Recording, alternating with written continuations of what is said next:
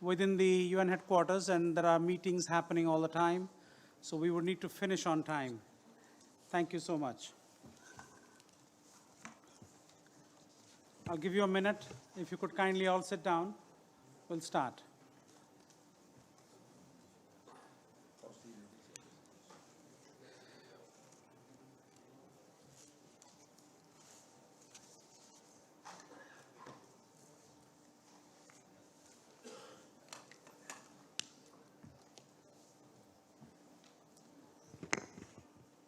Thank you. Excellencies, ladies and gentlemen, we have the unique privilege of having with us today champions from different parts of the world. His Excellency Chandrababu Naidu, the Chief Minister of Andhra Pradesh State in India, is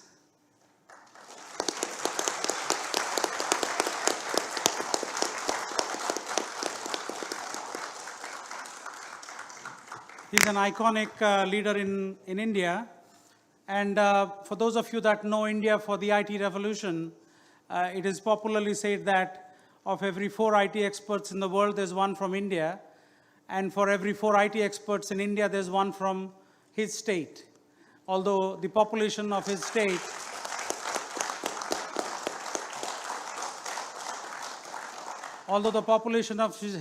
is only 4% of India's population and 25% of the IT experts.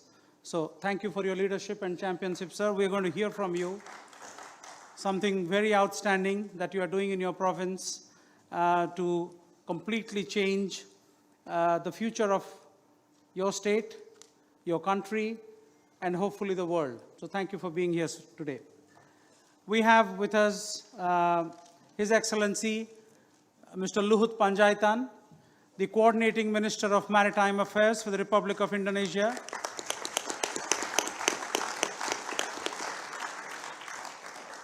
He is someone who I have known for a long time and had the privilege of working with. The Tropical Landscapes Finance Facility, which is now successfully operational in Indonesia, started thanks to his belief and faith in taking risks and willing to step out of the comfort zones that you normally see governments resort to, because if you don't take risk, it's always less problems, especially if you're a politician. So thank you, sir, for your leadership, because what you did in Indonesia, we have learned, we have improvised, and we've taken that to India, where we are working with the Honorable Chief Minister, and the first investment in sustainable development in India in that state will be $2.3 billion. And thank you for that, because it wouldn't have started without you. So thank you so much. We have with us Her Excellency Lina Paul, the Minister of Environment from El Salvador.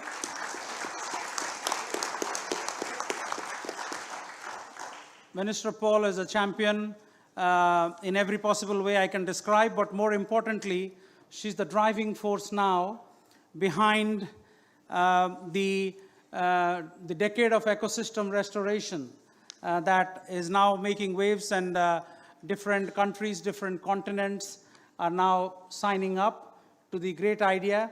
And we hope that the project, I wouldn't call it a project because it is a system scale transformation that is happening in Andhra Pradesh, could be a flagship as part of that 10 years of ecosystem restoration, because this is restoring an entire state of 55 million people. So thank you, Minister Paul, for being here and your championship.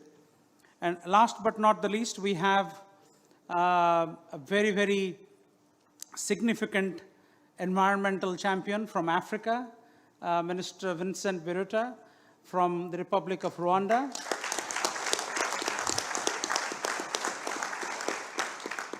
And as my friend Eric often says, that the cleanest place on the earth is Rwanda. Maybe they get a little bit of competition from Japan. So congratulations, Minister, for what you are doing in Rwanda. There's so much to learn, and I'm so delighted that the champions we have on the podium today are all from the global south. So it's a brilliant example of South-South cooperation and champions from the South helping each other, learning from each other. So thank you so much. On to my right,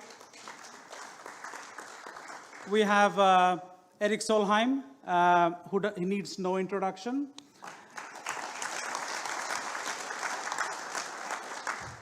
The head of UN Environment, and more importantly, from my perspective, as the person that was leading the work on sustainable finance in partnership with the World Agroforestry Center, BNP Paribas, is that we would not have been where we are today without Eric's championship and support. So thank you, Eric, for that. Thank you so much.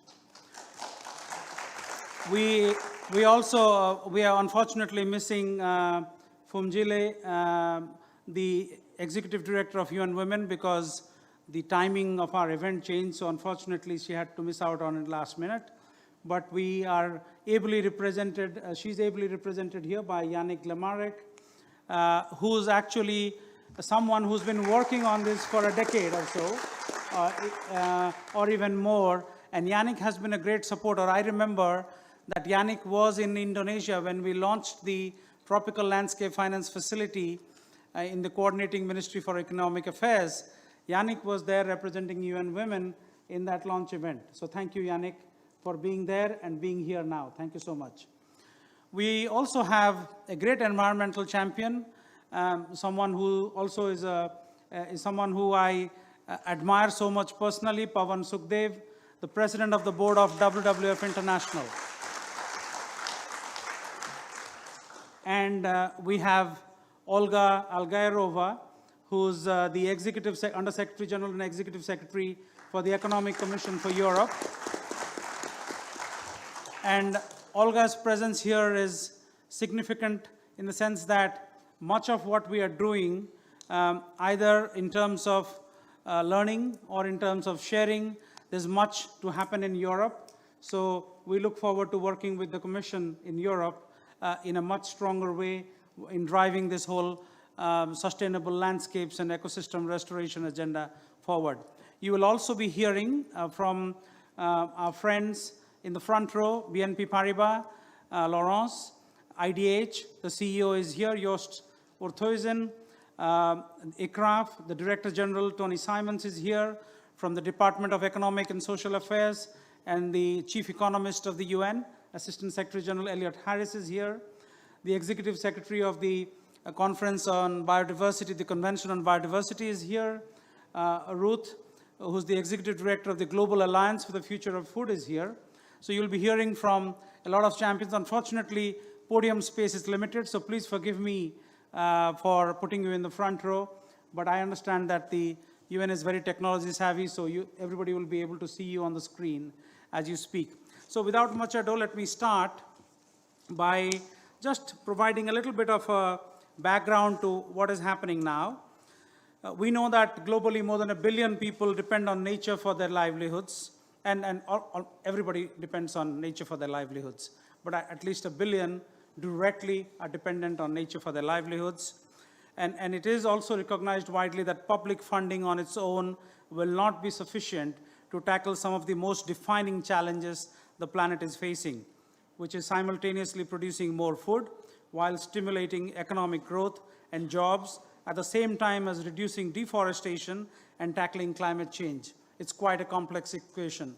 But there are solutions, as we are seeing it already at scale, and we have a host of champions here today who will be sharing their experiences and also providing their insights as to how we could do better. In the interest of time, I will stop there and start with Eric Solheim as the host of today's event to preface the event and his vision for sustainable landscapes. Eric, the floor is yours. Thank you so much, Satya. And it's hard for me to explain how happy I am attending this event, because this is truly inspirational. It's exactly what we want to do, to provide the partnerships which can transform the world. Look at this. Number one, this is partnership. I think everyone understands that there is no way government alone or business alone or indeed a state like Andhra Pradesh alone can transform the world. Only through partnerships we can have huge success in all our the big issues of the day. And this is the state of Andhra Pradesh. It's the government of India. It's BNP Paribas, one of the biggest banks in Europe, maybe the biggest. It's other investors and also more and more the companies who can market the products coming from Andhra Pradesh. And it's UN Environment and indeed other UN entities. And I may have forgotten others, that this is really, really partnership. And partnership is the way forward. All of us are too small alone. Together in partnership we can achieve a lot. Secondly, this is about leadership. And I really cannot pay enough tribute to you, Chief Minister Naidu. You are a true leader. I mean, for those of you who are not really well into Indian politics, but Chief Minister Naidu was in the past the Chief Minister of the combined state of what is today Andhra Pradesh and Telangana. He made the capital of that, Hyderabad, the #1 IT destination of India, bringing any number of companies there. Now he's the Chief Minister of State of Andhra Pradesh after the divorce of the two states. But with the aim of making Andhra Pradesh the prime business destination in the world, the aim of transforming the transport in the state into electrical mobility, the aim of being renewable, and in the midst of all this, constructing a completely new capital for the new state. So this is truly inspirational leadership. But there are other leaders here as well, some of them very good friends of mine. Pak Luhut, a fantastic minister from Indonesia who's coordinating oceans but has set Indonesia out to fight plastic pollution and many other issues. Lina Paul from El Salvador taking the lead on making this decade for landscapes and ecosystem restoration. And of course, Vincent Biruta, my good friend from Rwanda, one of the most amazing countries. Look to what Rwanda has achieved after the absolute horrendous genocide in 1994, making this one of the prime business destinations, most rapid economic development in Africa, and on top of that, maybe the cleanest place in the world. So, yes, while we celebrate Indian leadership here, there is also much wider leadership. Adding to all this, this is about innovation. Let be never in doubt, this is not about taking agriculture back to the kind of the old days when, yes, it may have been environment friendly, but where it produced hardly anything. This is taking agriculture innovatively into a future where, yes, you use less fertilizer and, yes, less insecticides and less inputs of all sorts, but you produce more through scientific way of organizing the agriculture. So it's innovation and science, but based on an environment-friendly future. So if people tell you this is going back, no, this is really rapidly going forward. State of Andhra Pradesh was the state driving the first green revolution in India with Punjab. I think you can be proud of that. There was environment issues coming from the first green revolution, but it was also a huge social uplifting of people who simply got more into their stomachs. Now we are spearheading the second green revolution in the same innovative manner. This is also, which is critical, this is also scale. I'm quite often speaking to Indian ministers, and sorry to tell all of you who have small, tiny, nice projects, they're not really interested. Very rare that an Indian minister is interested in a pilot project. Why is that? Because the scale of 1.3 billion people, soon to be the most populous nation in the world, is so big that the interest is on what's at scale. Prime Minister Modi could very recently celebrate the fact that every single village in India is connected to the grid. Andhra Pradesh did that long before the average of India, but that's scale. Providing toilet to all Indians, that's scale. And of course, what is at stake here in Andhra Pradesh is really scale. 375,000 farmers are already into this. Haven't counted the number of farmers in my nation, but I think it's less than 100,000. So just the start in Andhra Pradesh is many times the number of farmers in Norway. It will be 500,000 this year, and it will end up at 6 million farmers, which is, of course, huge, huge, huge scale. That's much more difficult than having a few small programs or pilot projects. So the scale of this is astonishing. But when you make this successful, of course, it will be taken to others. The neighboring state of Karnataka is already on the verge of starting, and other states of India will do it, and for sure many other parts of the world. So when this is successful in Andhra Pradesh, it's a fantastic story to tell to the world, which the state will tell. Finally, this is about triple wins. I'm not aware of any prime minister, president in the world, or indeed any chief minister in the world who was elected just to protect the environment. If you can tell me that person, I would be happy to embrace that person, but I'm not aware of anyone. Every political leader in the world needs jobs, economic development, protection of the social issues of the people, and environment. And that's exactly what this is, triple win. Producing more so that the farmers of Andhra Pradesh are better fed and get a better economic income, better life, taking care of the health and the social issues of people, because with less fertilizer and less chemicals, the health of the farmers will benefit. And adding to that, this is a fantastic favor to Mother Earth. So this is really, Chief Minister, triple win. Good for the economy, good for the health, good for environment at the same time. So I hope I tried to convey to you how inspired I am. I think you all will be as inspired when you see this, and I'm sure the Chief Minister Naidu will welcome you to Andhra Pradesh to see with your own eyes. Thank you so much.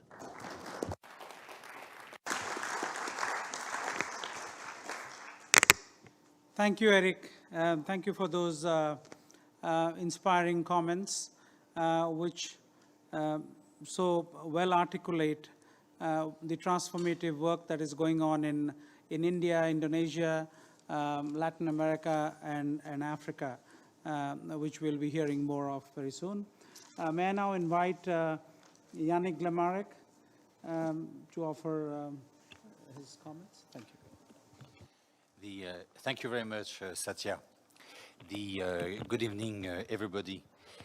Based on existing development trends, we are not to achieve gender equality before the second half of the 22nd century. And a gender unequal world will also be an unsustainable world. We are not to achieve, to protect biodiversity. We are not to address climate change if we are still a gender unequal world. The UN Women was established 7 years ago to try to act as a smart catalyst to break these development trends and try to accelerate efforts toward gender equality and women empowerment. To achieve our mandate, we focus on 4 main thematic: women political empowerment, women economic empowerment, elimination of violence against women, and women engagement in crisis prevention, response, and recovery.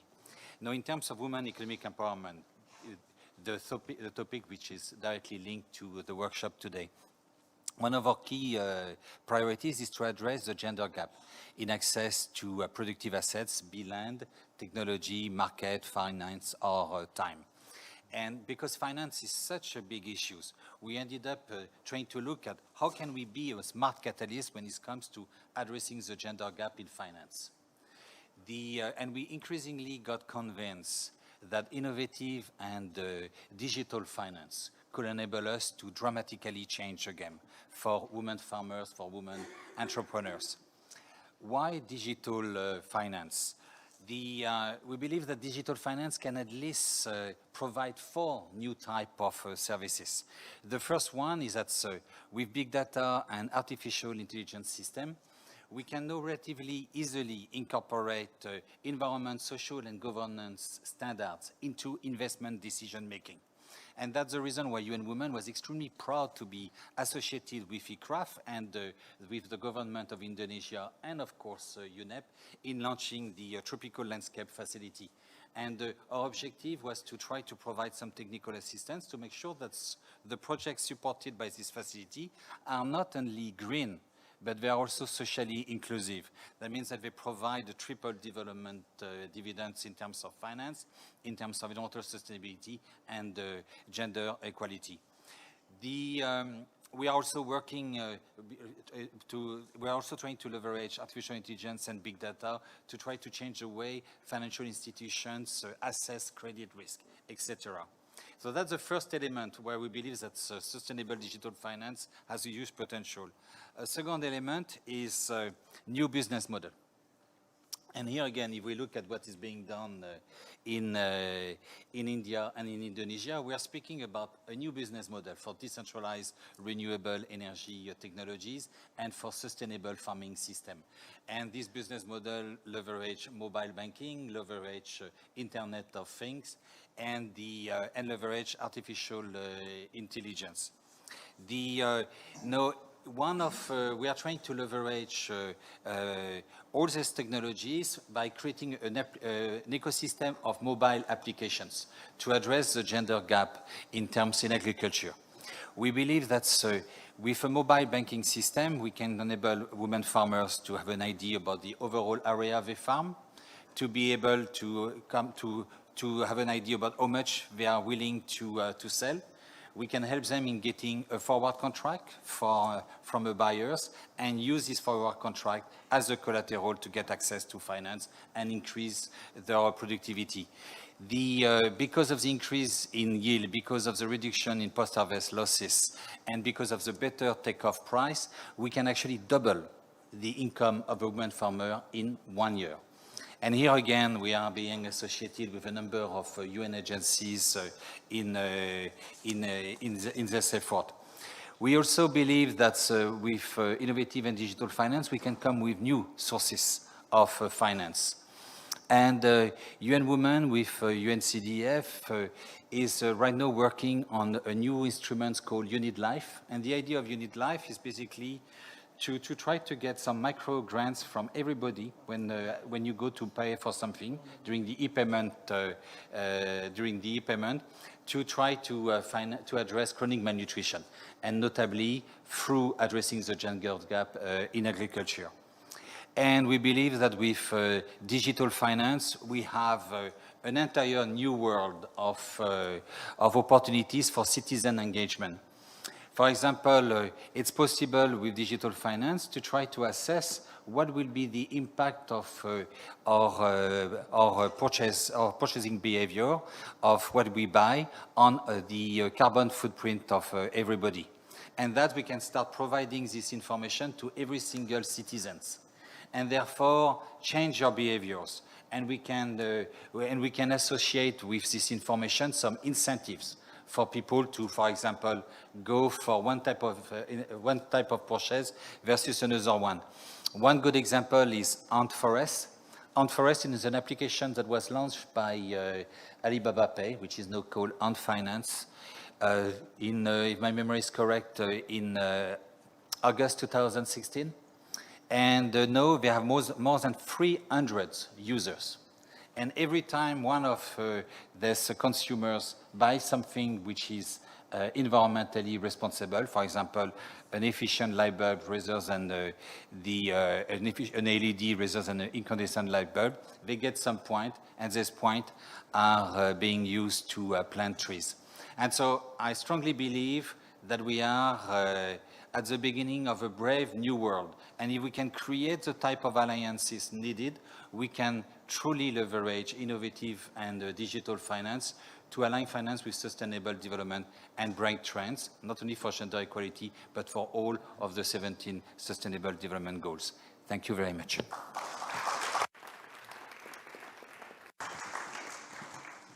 Thank you so much, Yannick. I think the power of the people manifested through digital networks, and if you can leverage that in a credible and in a successful and an inclusive way, we can really transform the world. And that's what is waiting to happen to sustainable landscapes, because that can really change things.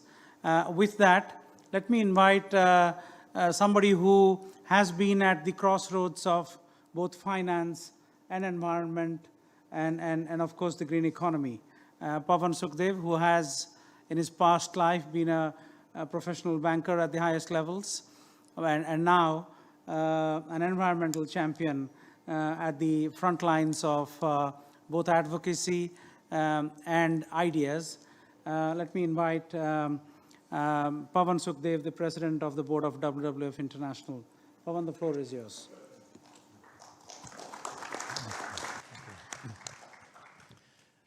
Thank you, Satya. Distinguished leaders on the panel, friends, ladies and gentlemen. First, a few words about the organization WWF and why, for us, the idea of sustainable landscapes is heart and center of our mission. WWF is, I think, the nearest way I can describe it to you is kind of a United Nations of NGOs with a common mission. We have 34 independent national organizations, 50 different project offices, altogether 85. We have got 5.4 million supporters around the world, 7,000 staff. So as those of you who work with the United Nations are familiar, achieving consensus is quite an art form in a situation like this. Thankfully, we have a common mission, which has always been to build a future in which humans can live in harmony with nature. And I think from that mission comes our desire to work with nature, and work with farmers, and work with landscapes. But that is easier said than done, because independent organizations can make independent strategic decisions. So therefore, my predecessors and the team created 9 knowledge groups, and one of those knowledge groups is food. And just to give you a sense of why this is significant, I think some of the other knowledge groups that we have is climate. We call them practice groups. Another one is forest, another one is wildlife. So we consider food to be extremely central to the challenge that we are trying to address, which is the challenge of humans living in harmony with nature. I would like to convince you of why this is important, not just for us, but indeed for achieving all of the Sustainable Development Goals. I personally believe that food systems and how we handle them, and landscapes and how we manage them to deliver the food that we eat, are probably the single most important driver of sustainability across all of the 17 Sustainable Development Goals. They are pervasive, they are impactful, and they are opportune. Because when we say food systems, firstly, what I mean and what we mean is actually eco-agri-food systems. This is the forest that gets destroyed in order to be able to made into a field to feed the cows or to feed the crops which we will eat. This is also the process of farming, together with its huge employments and its emissions. Few people realize that farming actually is the largest employer by far, by an order of magnitude. In other words, 10 times bigger than the next largest. 1.3 billion people around the world are employed largely as farmers. Out of those, 1 billion people are smallholder farmers, which means farms less than 2 hectares. They operate out of 525 million farms around the world. And when it comes to greenhouse gas emissions, when we talk about agriculture, we are not seeing the full picture. When we talk about eco-agri-food systems, looking the whole of the food system, including the production of food on the farm, the emissions, including the manufacturing, including the processing, and the waste, which on its own, food waste is the 3rd largest emitter if it were a country. If we look at food systems like that, then in fact they account for between 43 and 57% of total greenhouse gas emissions. In other words, the single largest contribution to the greenhouse gas challenge that we face today. If we think in terms of gender, and my colleague here has highlighted these issues, 60 to 70% of the farmers in sub-Saharan Africa actually are women.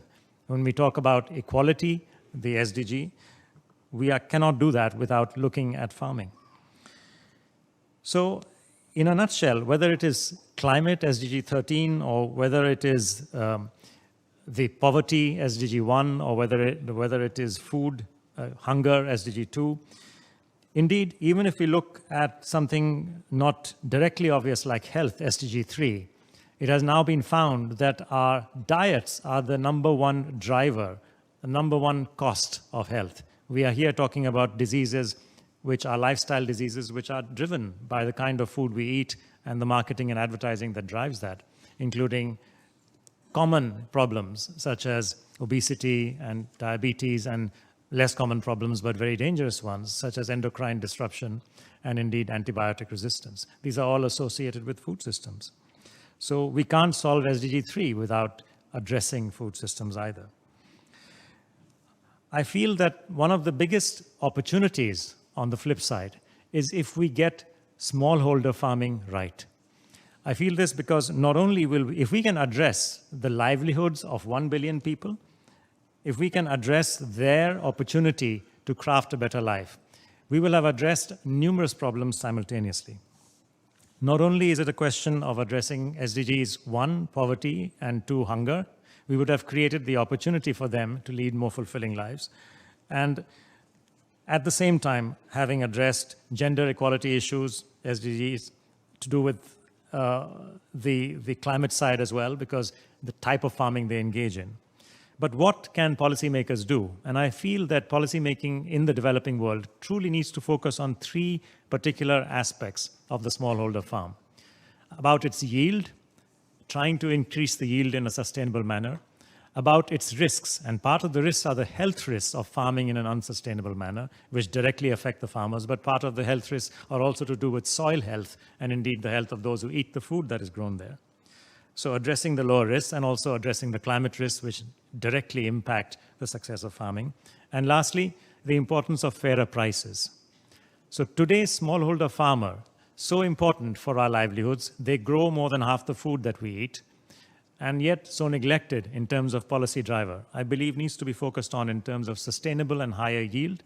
Number 2, lower risks, and number 3, fairer prices.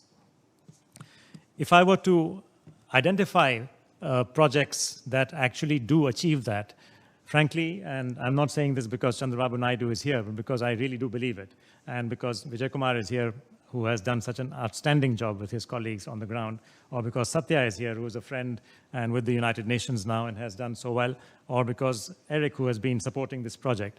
I'm saying this because if we look at the statistics, it is outstanding.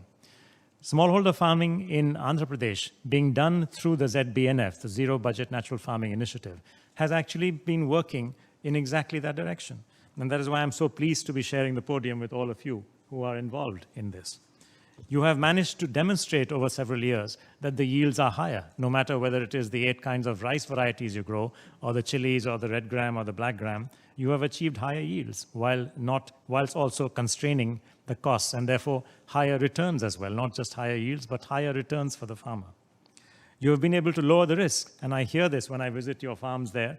I hear the story of health, how they tell me in their language that, no, sir, our health is better, the soil's health is better, and when you eat our food, your health will be better. So that has been achieved as well. The risks have been lowered. I think fairer prices is the one area where I would like us as financiers to be able to help them.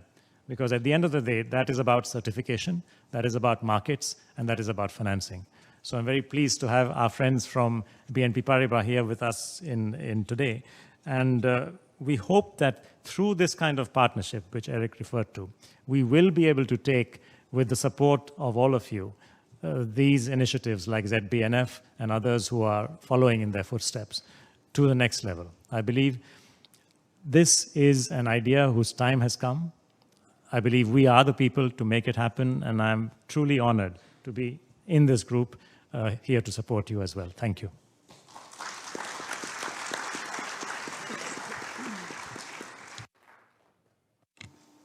Thank you, Pavan. Thank you for being a fantastic supporter of the cause. And also thank you for being someone who's been at the forefront of this move towards sustainable finance. Pavan kindly supports us pro bono for a long time on the steering committees of the Tropical Landscape Finance Facility, that of the Sustainable India Finance Facility, and many more things that I've had the privilege of working with him for almost a decade now. And so thank you so much for not just for the support of WWF International as the world's leading activist, non-governmental organization supporting the cause, but also yourself as a person and as someone who's a champion for the cause. Thank you, Pawan. With that, let me invite the Under Secretary General and Executive Secretary for the Economic Commission for Europe, Olga Algairova, to offer her remarks. Thank you, Mr. Moderator. Good evening, Excellencies, ladies and gentlemen. I'm really honored to have opportunity to address this excellent discussion accompanied by brilliant environmental personalities. So thank you once again, and I believe that it's really thanks to partnerships, as Eric mentioned today. My role here today is to tell you what UNEC can do for financing sustainable landscapes, or what we are doing today. UNEC is one of the 5 regional UN commissions. We are the smallest one, in fact. We are just 188 people, but how we work is we network 8,000 experts from our member states who produce standards and norms and guidelines and exchange the best practices. So our region, we cover 56 member states. This is the European Union, the Balkans, the former Soviet Union, and the United States, Canada, Turkey, Israel, Switzerland. So quite diverse region, also on environmental issues. As mentioned, typical normative organization, and we do a lot for sustainable development. Let me restrict myself today on 2 elements, and that's forests and water.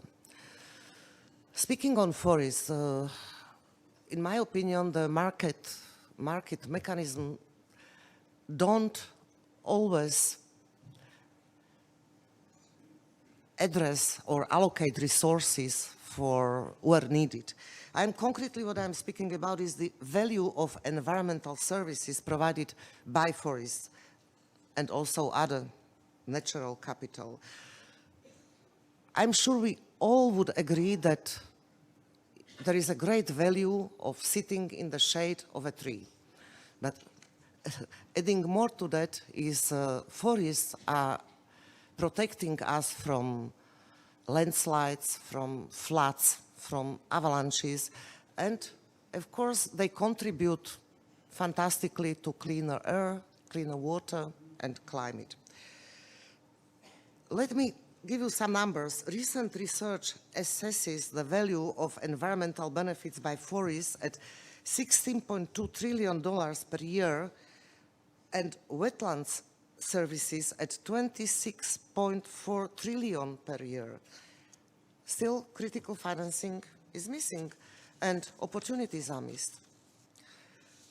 Innovative mechanisms such as payment for forest ecosystem services can raise resources for the preservation of natural capital and address these market failures. This payment scheme provides an incentive structure. For instance, the user of an environmental service, such as water purification, pays the landowner who provides that service, giving him a very concrete reason to preserve the ecosystem. UNEC has always been developing recommendations and assessing the scope and conditions for such schemes. First, we have found that water-related payment for forest ecosystem services that are based on a partnership model again are more successful in accessing multiple sources of funding, increasing organizational resilience to changing political support, and ensuring that forest owners and managers engage over the long term.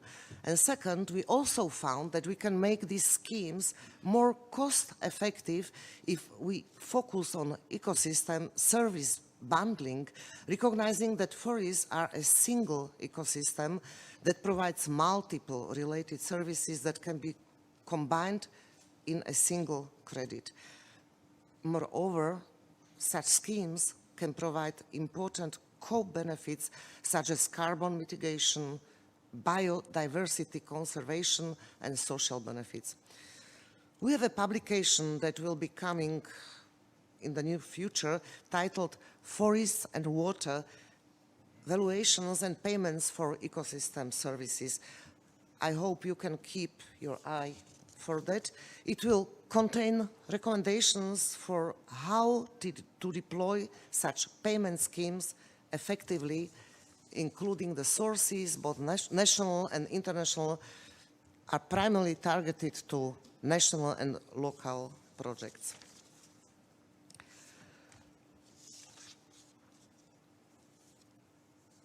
To all investors out there, the market opportunities are far from trivial. The Business and Sustainable Development Commission has estimated that forest ecosystem services could be worth up to $365 billion annually by 2030. So let us move to water. UNEC hosts the Convention on the Protection and Use of Transboundary Watercourses and International Lakes, or short Water Convention.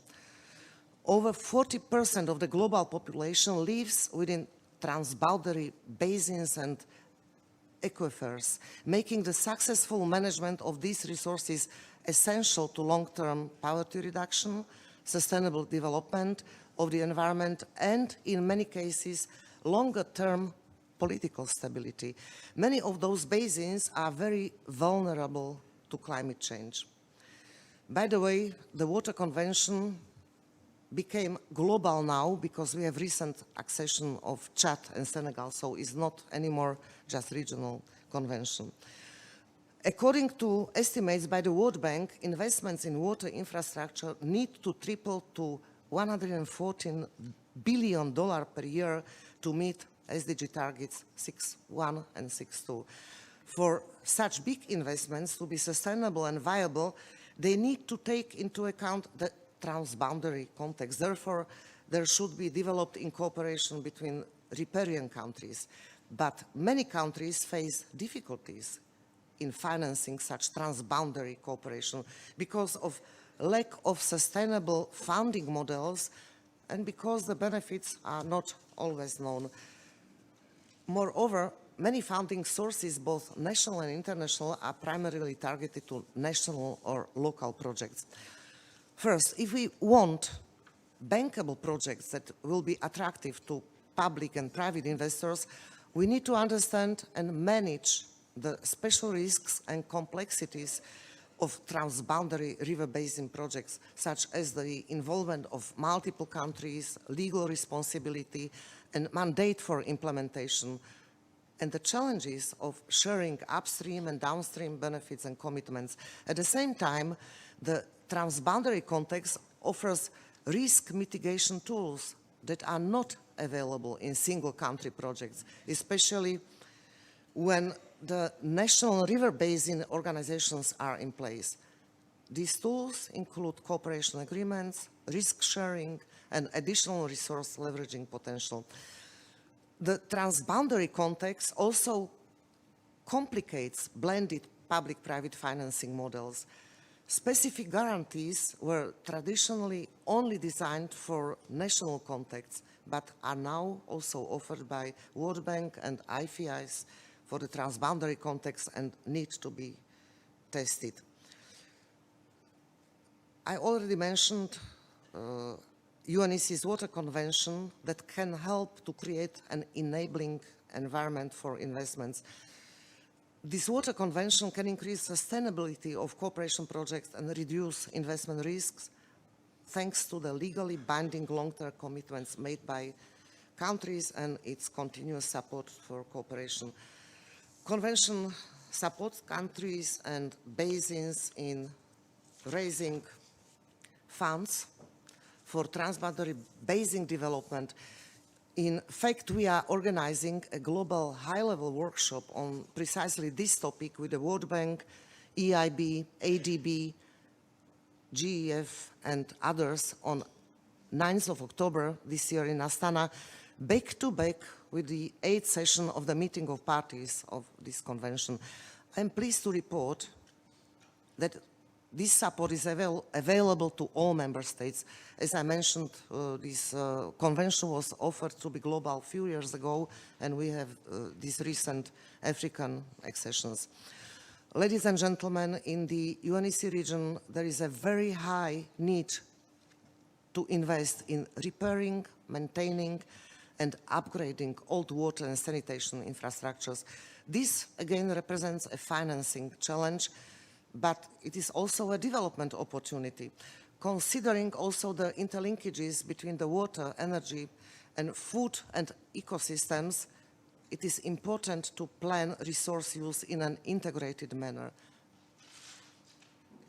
We at UNEC, we are proud to serve as a platform that brings together different stakeholders. I'm coming back to partnerships, to identify opportunities for all parties affected by the water, energy, food, ecosystems nexus, and this identification and the mobilization of the political will to unlock these opportunities are the necessary first step to raise financing. I hope I was able to tell you about how the UN, and namely UNEC, can address the challenge of financing sustainable landscapes, and I thank you very much for your attention.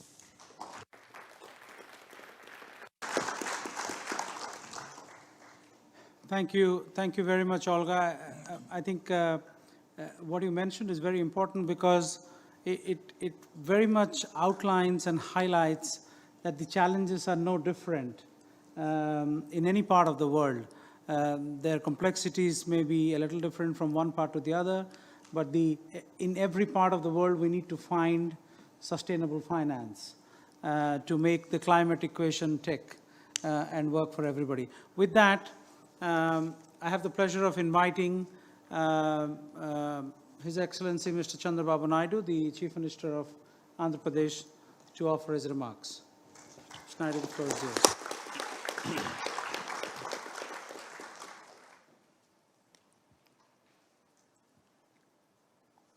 His Excellencies on the dais and friends. Telugu వారందరి తరపున భారతీయుల తరపున ఈరోజు ఈ కార్యక్రమానికి చేసిన మీ అందరికీ మనస్ఫూర్తిగా నమస్కారాలు. ఆంధ్రప్రదేశ్ నేడు ప్రకృతి వ్యవసాయానికి కేంద్రంగా మారింది. ఇది ప్రపంచానికి ఒక ఆదర్శం. 2 minutes I am able to speak in my mother tongue. This is the rarest occasion for me to address this type of subject. People on the dais, everybody is working towards natural farming. As a matter of fact, we are able to produce results now. Just now Satya has rightly mentioned, all over the world, in IT, India is very strong. Out of 4 IT professionals, 1 is Indian.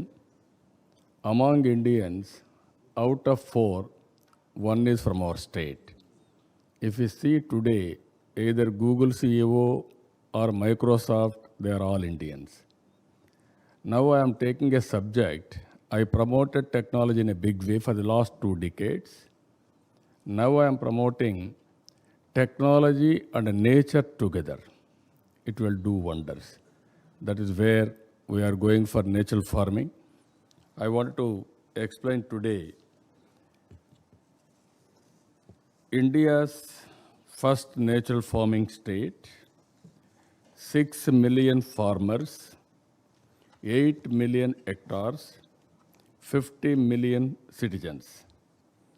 A system-wide scale role model for the global community, for world itself.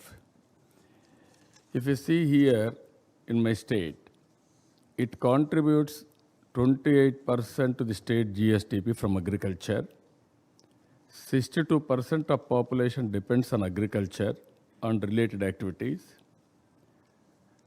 As our friends have rightly mentioned, with green revolution, Andhra Pradesh has become rice bowl of India.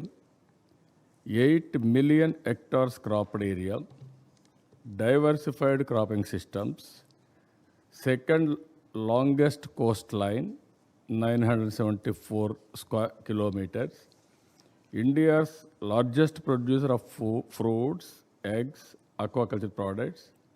As on today, horticulture, we are able to cultivate nearly 1.7 million hectares. If you see here, it is the scenario all over the world. Agriculture, the vicious cycle, high cost, risks in production and marketing, food insecurity, rural, from there migration to the urban areas, ecosystem degradation in a big way, climate impacts. Because of that, there are floods, there are droughts. Even recently in Kerala, in India, there are huge flood. So much of damage. This is the overall scenario as on today. For all these things, answer is very clear. We are able to convince now all international agencies also, zero budget natural farming. This is regenerative agriculture. It is one way farmers' welfare, reduced cost and risks, increased yields, regular income, climate change resilience. If you see freedom from hunger, more food, safe food, and nutritious food. As on today, we are all eating either chemical fertilizers or pesticides. That is what we are all eating today. As our friends have rightly mentioned, beautiful advertisements. We are all tempted, and also very good recipe by chefs. So we are all eating all, I can say, contaminated or chemical fertilizers. Now, because of zero budget natural farming, reverse migration. Even you may not believe, IT professionals are coming for agriculture today. Now they are enjoying the work and also they are earning more money. That is a reverse migration as already started. Environment side, enhanced soil health, water conservation, regeneration coastal ecosystem, biodiversity. As on today, if you see, land is giving everything for us. Mother is giving birth. Motherland is giving everything, either food, water, air, quality of air, everything. Now we are polluting everything. Even soil is totally eroded and also soil health is suffering, so that we are getting not a good food at all. Here, very simple principles if you see, ZBNF core principles, living soil concept. Now, soil is alive. It is ill health. You are spoiling the health of the soil. Then naturally what food we are going to get? Same quality of food we are getting. For this, what we are giving principles here, microbial seed coating through cow urine and dung-based formulations. It is very cost effective. Even compared to organic culture, this concept of natural farming, it is very cost effective. Bio inoculant to stimulate soil microbiome, cover crops, mulching with crops and crop residues, soil aeration and water vapor harvesting, zero chemicals, no synthetic fertilizer or pesticides. I am very happy. If you can go all these things, then you are having a quality food. If you see here the scaling, Even a concept is very good. And at the same time, if you produce outcomes, then only it is a reality. Now we are moving in that direction.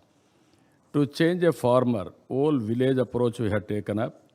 To change a farmer systematically, it will take 3 years. First time is not believing. He is starting 1/3 or 1/4 of his land. Second year is convinced. Then he will go 50%, 60%. 3 years, all his land is converting. As our friends has rightly mentioned, now people are saying, my health has been improved. I am very happy. I am serving the community. And also my land is improved. My soil health is excellent. That is the concept now it is picking up. First year we are having 15% target. Second year 50% target. Third year 80% target. Within 5 years time, 100% we are going to implement it. That means total state will be ZBNF farming. That is where we are working. I am confident we will achieve the results. If you see here, state government commitment and ownership. We are having women self-help groups. I am very happy some of our friends have referred it. 20 years back we have started self-help groups. We are having 9 lakh groups, roughly 1 million. 9 million women are working. They are highly motivated. They are taking this program in a big way. They are doing wonderful work. The real farmers are becoming champion farmers. This is CRPS. This is the concept we are working. They are working to transform totally. They are going outside the village. Even sometimes they don't know the language. They are going outside the state. They are talking, they are convincing farmers. It is very elaborate exercise. Our people are highly motivated. They will cultivate, they will show others, and also they will stay in the village for 10 days, 15 days, 1 month or 2 months until other side farmer is convinced. That is how this movement has taken up. Knowledge and training, we are having knowledge. That knowledge has to take to the last mile and produce results. Collective action for inputs.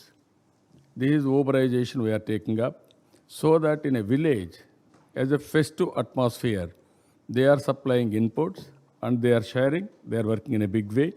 Here we are going knowledge how to take to the last mile and also every product traceability. Tomorrow what you are eating, you can know the history of that food. Suppose you are eating one apple or one orange, which land it has come, what is the ingredients, what is the soil properties, what is the pesticides, no fertilizer, it is tested. That is the biggest advantage we are having. And also tracking, we can track. We are very strong in information technology. We wanted to use information technology in a big way. Nowadays, we are all watching. Totally IoT devices have come. In my state, groundwater, you can measure real time. Surface water, you can measure real time. Even cyclone prediction, you can know real time, tracking, movements, everything. Ultimately, street lights, I can monitor from New York to remote village, that light is off or on. That is how we are going real-time governance. As on today, that is the approach. Future, I am telling you, we are number 1 in ease of doing business. I want to be distant number 1. And also, we are going ease of living. Everything will be online. No need to go to any office. Then we can control total corruption. We are going most livable standards. Quality of water, quality of food, quality of air, quality of health. Like that we are going. And ultimately, our aim is to have quality life with happiness. Happiness is very, very important for all of us. Human life should be meaningful. For that, ZBNF is very, very important. If you see here in ZBNF, our achievements, 2016 we started, 40,000 farmers. 2017, it has become 163,000 farmers. 2018, now we are having 500,000 farmers, 500,000 acres of land. 2020, 1.7 million farmers. 2022, 4.1 million farmers. 2024, all 6 million farmers will be ZBNF farmers. Then it will be a model for the global community to emulate, to follow Andhra Pradesh. I am confident before that you all realize, then you will come back to us. We'll work with you to make global community to provide safe food. Here, I am very happy. 20 years experience women groups are working. They are taking up this momentum. So many partners are here. I need your collaborations, either finance, sustainability models, philanthropy, knowledge sharing, and also marketing. I am providing one of the best products, but I need marketing. There are some people here. You have to help me. There are some organizations, food processing organizations, food chains. They have to come forward. This is a natural food we are giving, no pesticide, no fertilizer. Even we are going to do certification and everything, but only people, like-minded people, all of us has to join together to promote this product in a big way. Overall benefits, if you see here, ZBNF, if you invest $1 investment, $13 worth of direct benefits, cost reduction, risk reduction, higher yields, better prices. And also total cost of implementation, it takes nearly USD 365 per capita over a period of 5 years period for a farmer to adopt ZBNF. In this, another benefits if you see, safe food, better nutrition and health security, employment in a big way, soil health, water security, coastal ecosystem regeneration, biodiversity, climate resilience, ultimately best ecosystem for health benefits to all citizens. One side, we are going to address the farmers' welfare and also their well-being. On the other side, health of the global community. If you eat good food, you need not go to a hospital. That is, hospital cost will be reduced and automatically health will be improved. As on today in India, average lifespan is 70 years. If they eat all this food, comfortably they will live happily 100 years. They will work happily and also they will enjoy meaningful life. Not suffering, not problematic life, and also they can have better living standards. Our people have rightly mentioned sustainable development goals. I am very happy. I will announce here, by 2022, we will achieve what UN mentioned about sustainable development goals. They are saying 2030. We are going to implement 2022. You can make it clear. I will have a dashboard. That dashboard I will connect to you. You can go through all your 17 goals, sub-goals, everything by 2022. That is our assurance. So that sustainable development goals will achieve. Not only one time. Ultimately, sustainability is very, very important. I am producing a model here, creating wealth. Wealth has to be created by using technology and also protecting nature and also environment. That is how we are going. I am very happy to be here. We are going all vehicles into electrical vehicles. All power generation is renewable power. That is solar and wind. We are going in a big way, power storage. So that this is where our friends has rightly mentioned, we are all in an inspiring time.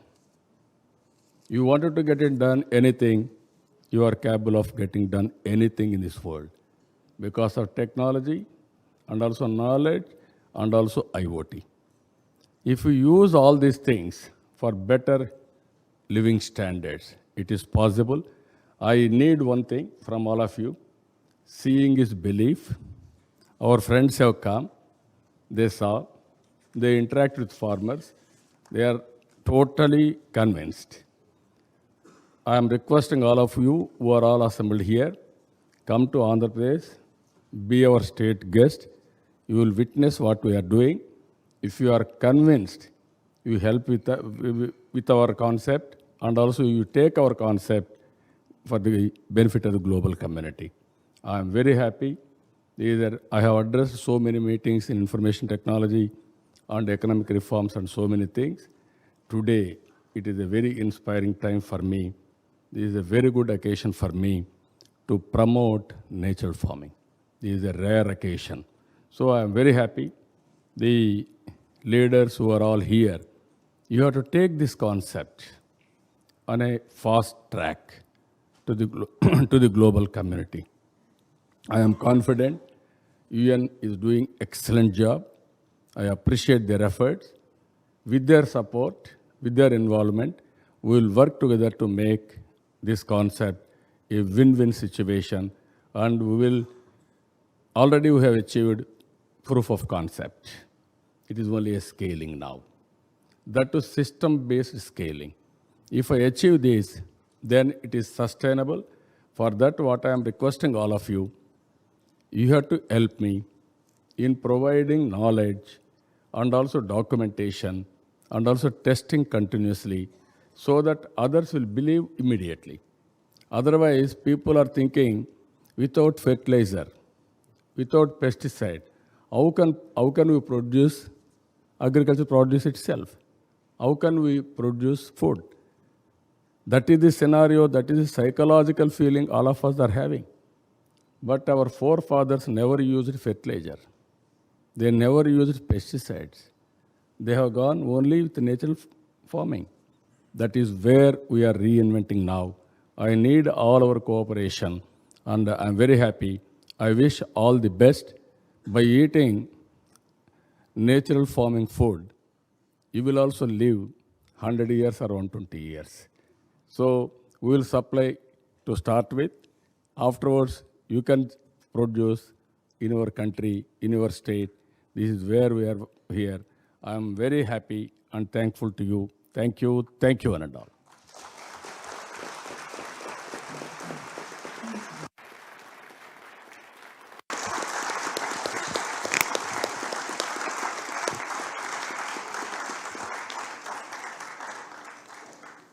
Thank you, Mr. Naidu, for that inspiring speech, and also the announcement that Andhra Pradesh will achieve the SDGs 8 years before the deadline of 2030, and that will be absolutely amazing.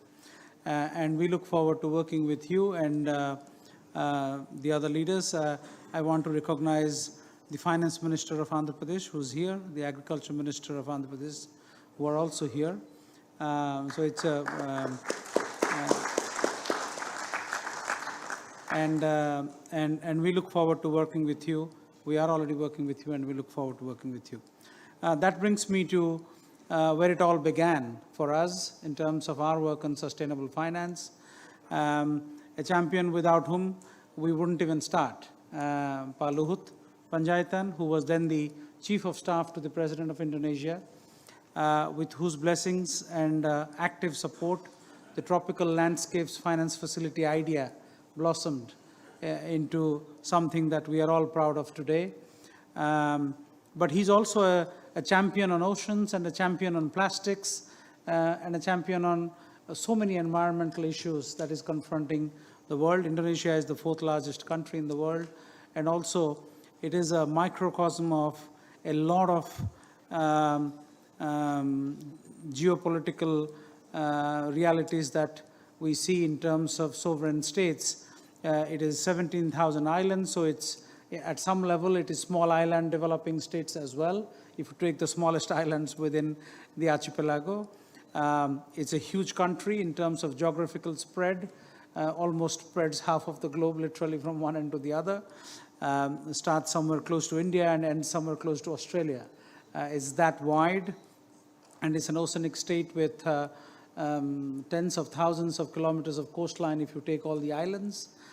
So the challenges are immense, but the promises are also equally alluring. So Pa Luhut, the floor is yours. Excellency Satya, which is a very good friend of mine, and he encouraged me to be part of this program when I was Chief of Staff. But to be honest to you, I didn't believe that it's going to achieve this one. But this is successful because of Pak Satya. I'm just a small part of this effort. Excellencies, distinguished delegates, ladies and gentlemen, thank you for the invitation. It is indeed an honor for me. This meeting is timely given that many developing countries are facing challenges in attracting investment for financing sustainable development. It is also timely because it's about preserving our environment through the use of responsible, innovative financial mechanism. The measure of success in economic development is not solely based on growth. It is equally measured by how the environment is protected, how the marine protected area is incrementally enlarged. We are measured by our respective society who wants that they can grow and thrive in a pristine environment, breathe clean air, and drink clean water. Excellency, in this, it is just fitting to say that SDGs are more than numbers, goals, and targets. SDGs are about fulfilling our solemn obligation to our society, welfare creation by preserving our environment at land and sea. This is what the UN Charter is all about. It's about promoting social progress and better standards of life in larger freedom. It's about employing international machinery for the promotion of the economy and social advancement of all peoples. This is the spirit of a large gathering that we have today. We should never forget that it's our society that we have to serve for. This is what makes me awake in the wee hour. How to achieve sustainable development, how to attract the best ideas that are also practical, how to attract the financial sectors.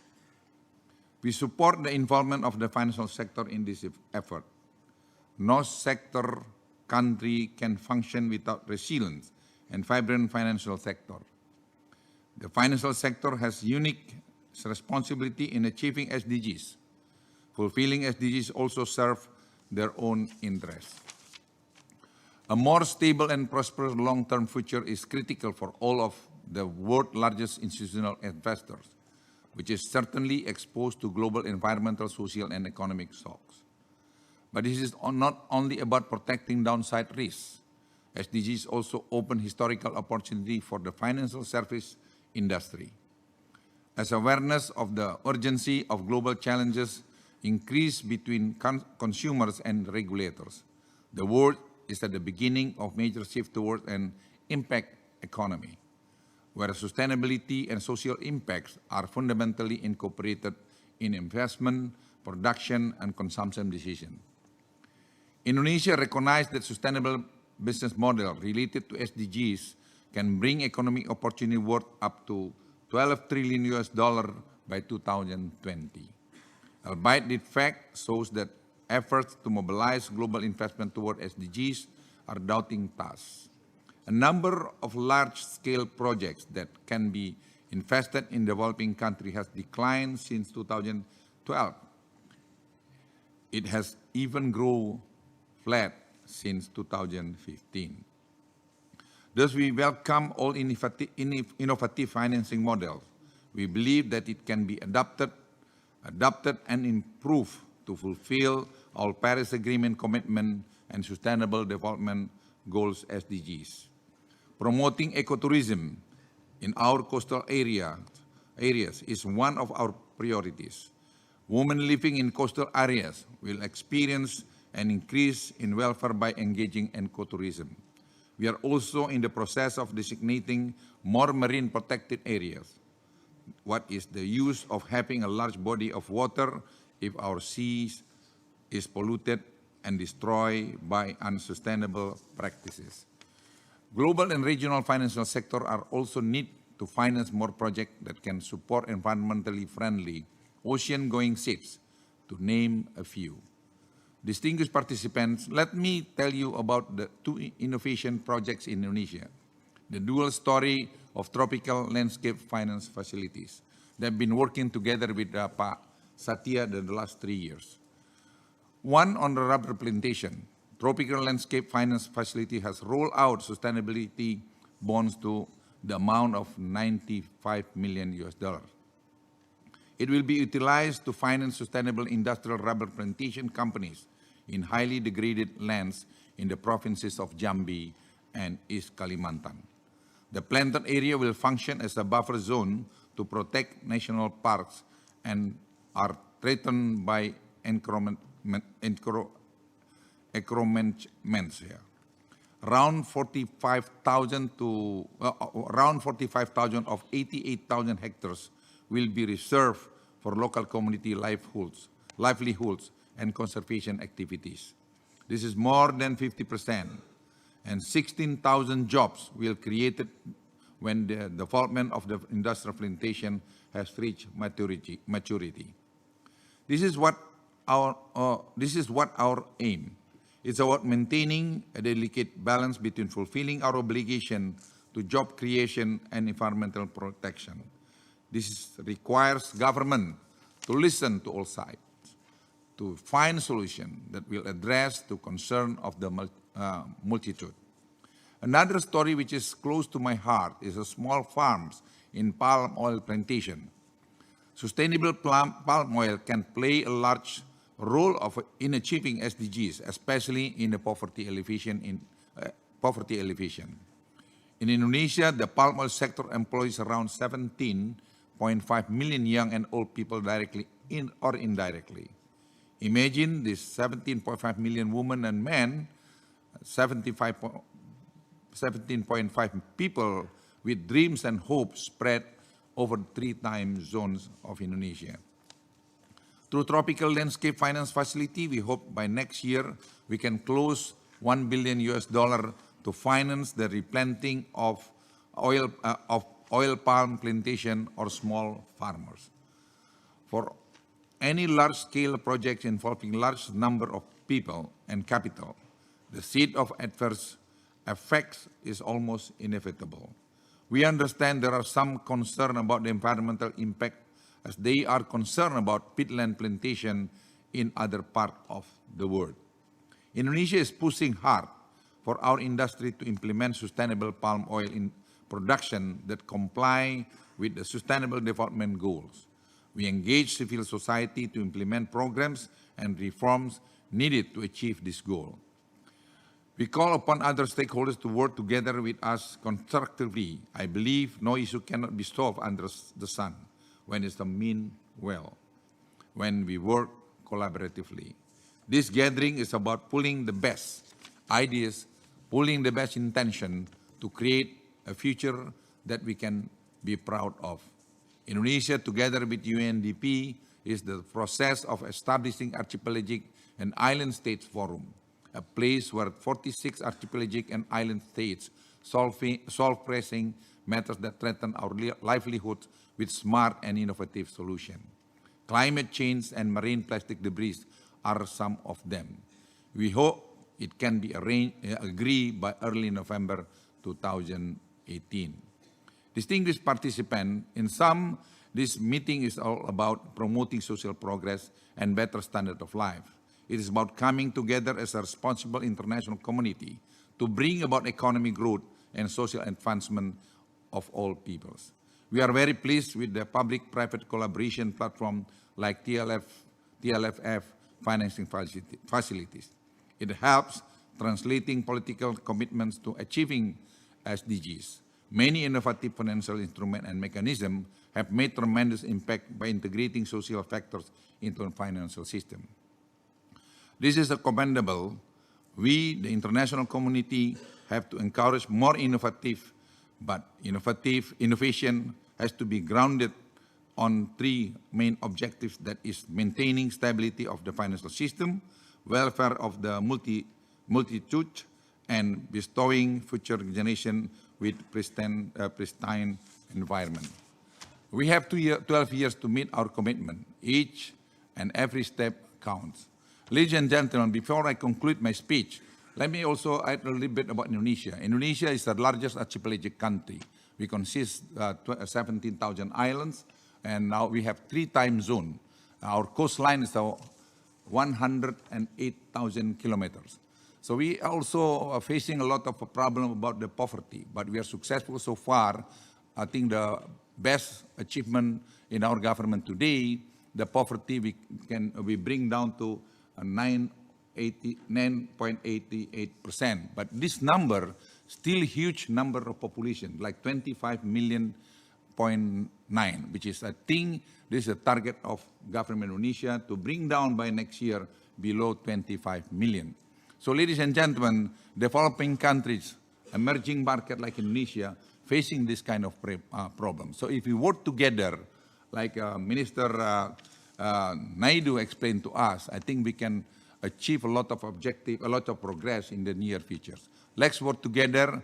And let's do together, let's share some our technology, some our innovation. And like Mr. Naidu, I think, inspiring me to see something that we can do also together to help to reduce poverty in my country. Ladies and gentlemen, we need more than ever collective leadership to push the SDGs investment agenda. So I'm very proud to be here today. I thank you to Mr. Satya.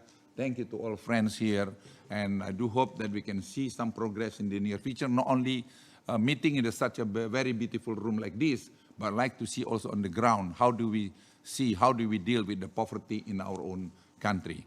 Let's do that. No country is an island of its own. Thank you very much.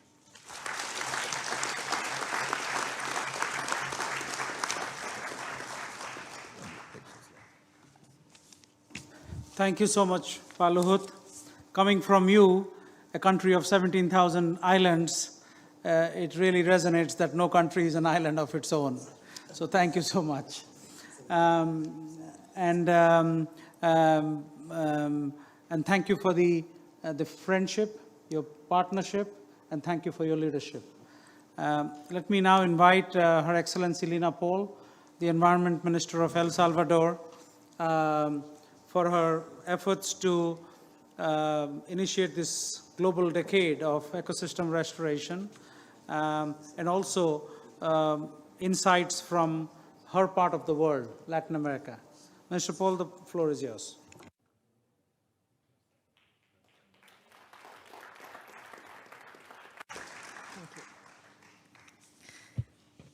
Thank you so much.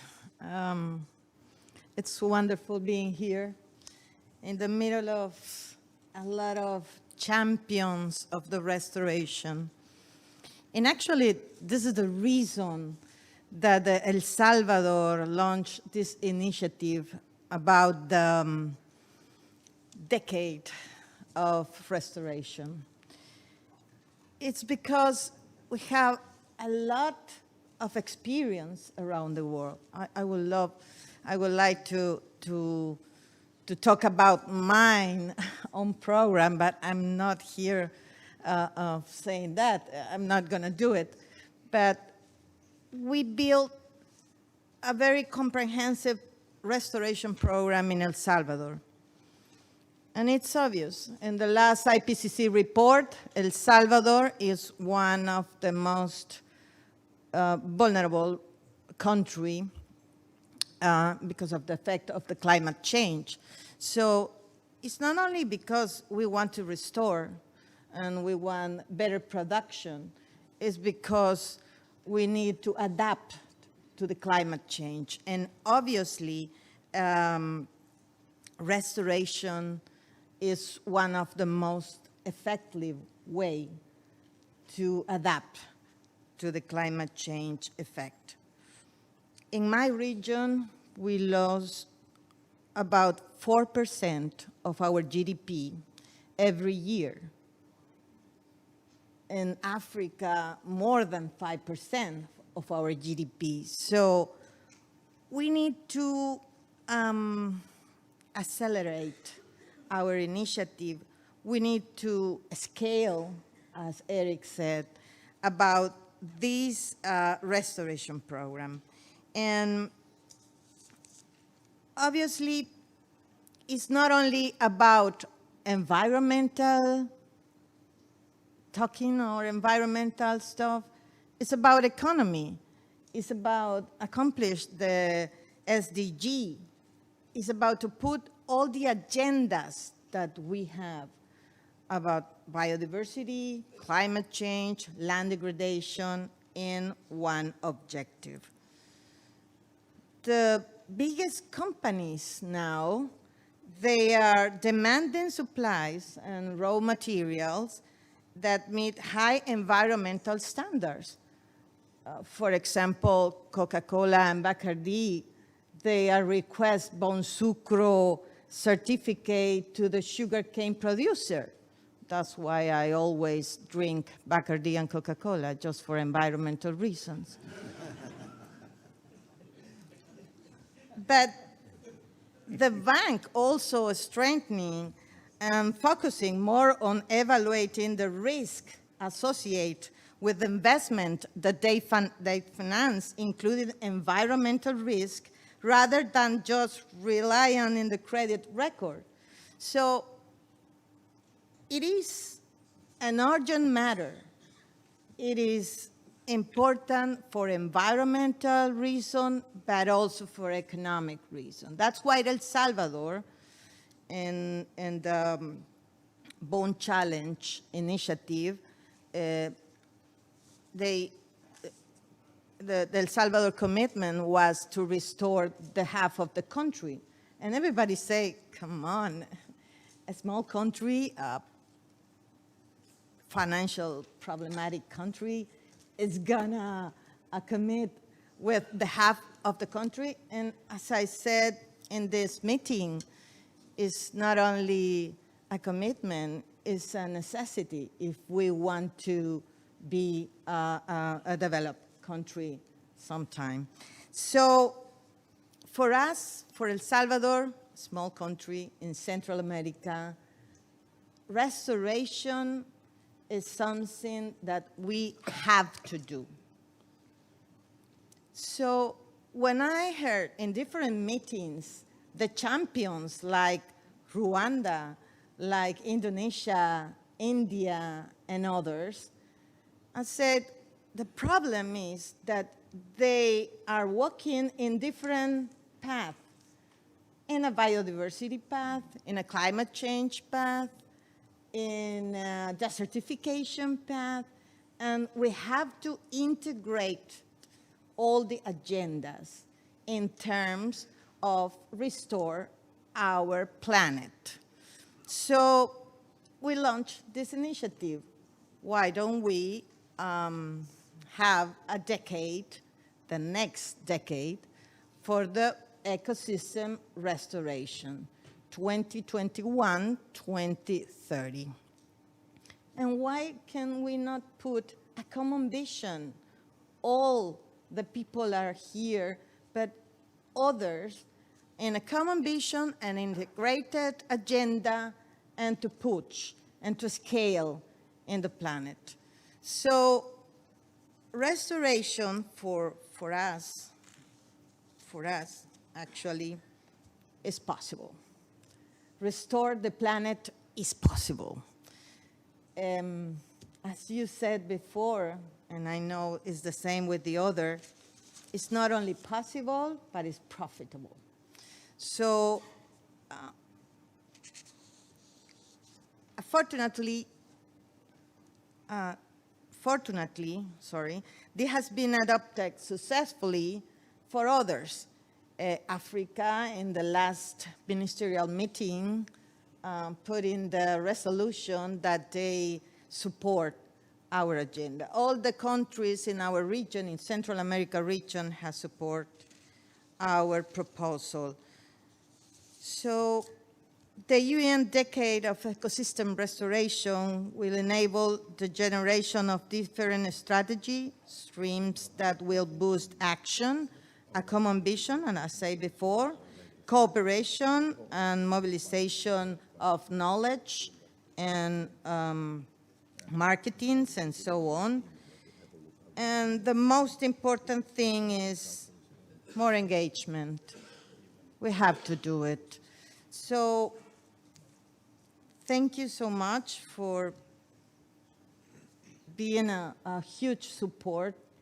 Eric, thank you for your leadership in this initiative. And I am very sure that everybody here, but now you are the new ambassador of this initiative, you're gonna let me to say salud, this is my country, and another one, I don't know, with Bacardi and Coca-Cola, and to celebrate the decade very soon. Thank you so much, and it's an honor and a pleasure being here with such a great champion in restoration.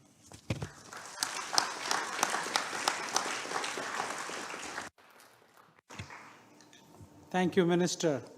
I think, it's interesting that you mentioned Coca-Cola and Bacardi. I am reminded of my college days, so thank you. I feel very young again. With that, may I now invite His Excellency Vincent Biruta, the Environment Minister of Rwanda. Rwanda is a very inspiring story that we'll be hearing from the Honorable Minister soon. But I'm also mindful of the fact that in the General Assembly week, they really stick to the time. So we have about roughly 20 minutes to finish. But we also have a lot of colleagues in the front row that will be making statements of support. Minister, the floor is yours. Excellencies, distinguished guests, ladies and gentlemen, I'm pleased to join such a distinguished group of representatives from around the world for tonight's important gathering. I would like to pass on the warm regards of President Paul Kagame, who had wished to be here, but unfortunately could not join us due to prior commitments. Financing sustainable landscapes requires a new way of doing business for governments, international organizations, civil society, and the private sector. And it's clear that the scope of the challenge demands action on a scale we have not seen before. And to achieve such large-scale action, we need to invest in the right things in the right way. And this means catalyzing more private capital for a range of development issues from environment to health. But for blended finance to be truly impactful, it must be utilized within a strong legal and institutional framework that not only leverages private sector investment, but actively encourages it.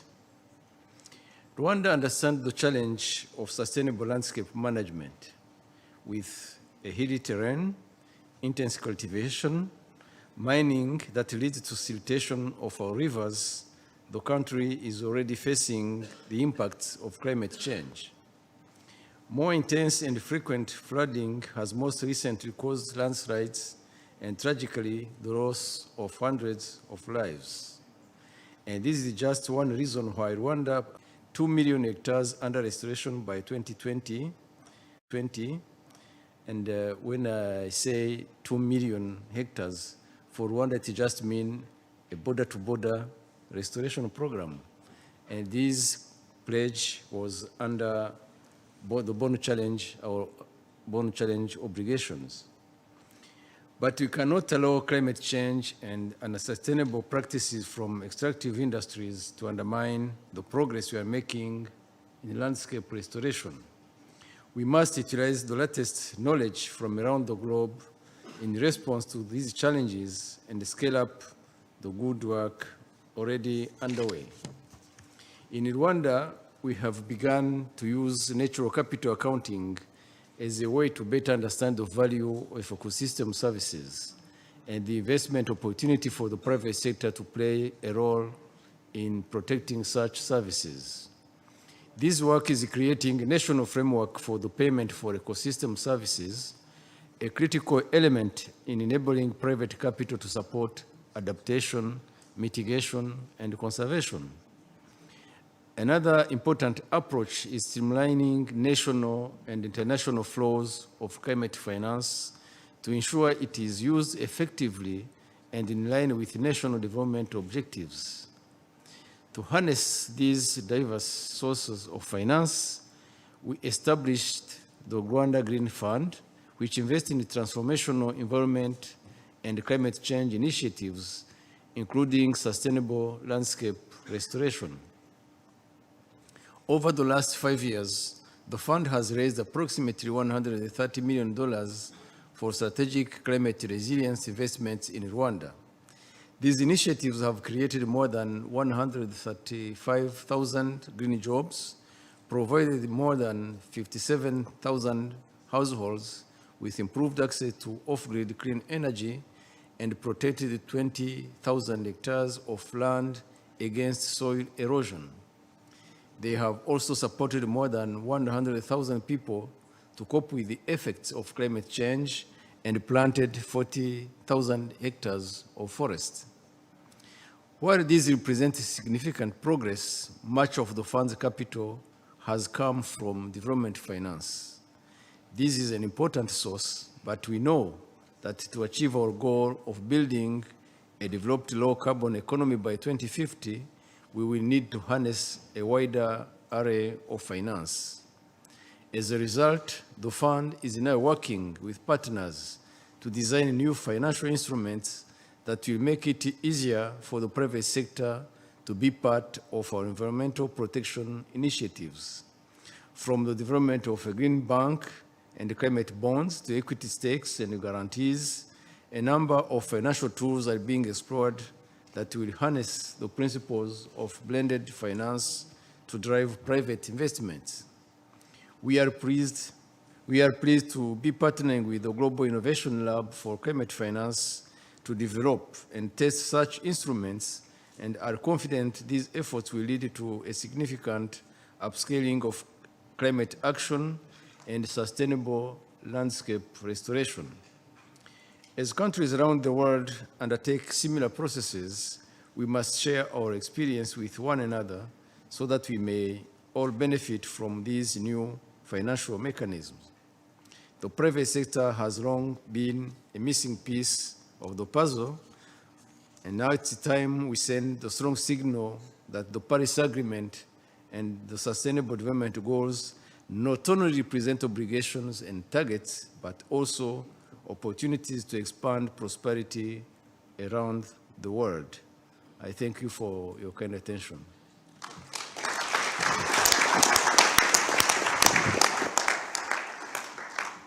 Thank you, Honorable Minister, for not just being an environmental champion, but you're also a champion of keeping time so well. Thank you. Thank you so much. Drawing from your remarks, you talked so eloquently about bringing in the private sector in a very strong way into this whole conversation. And that brings me to our founding partner at the TLFF and the SIFF, the Sustainable India Finance Facility, BNP Paribas. And we have, and also I want to recognize the fact that BNP Paribas just recently won the Euromoney Best Sustainable Finance Bank of the Year award. So congratulations, BNP Paribas. And we have with us Lawrence, who's the Global Head of Corporate Social Responsibility for BNP Paribas.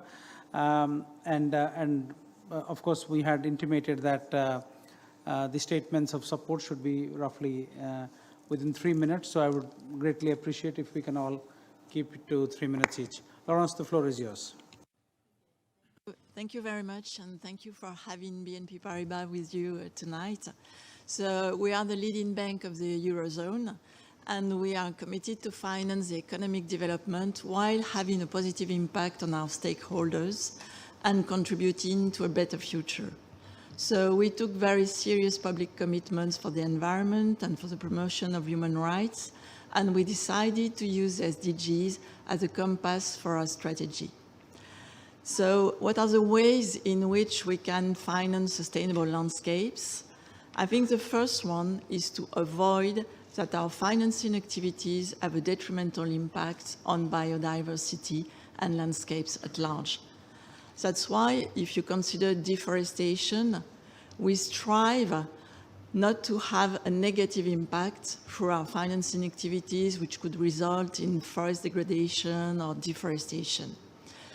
So we took a commitment by 2020 to have a zero net deforestation achievement, which means that we expect our clients operating in sectors of activities which are exposed to biodiversity, such as agriculture, palm oil, or the mining industry, for example, to comply with certain criteria and to take similar commitments.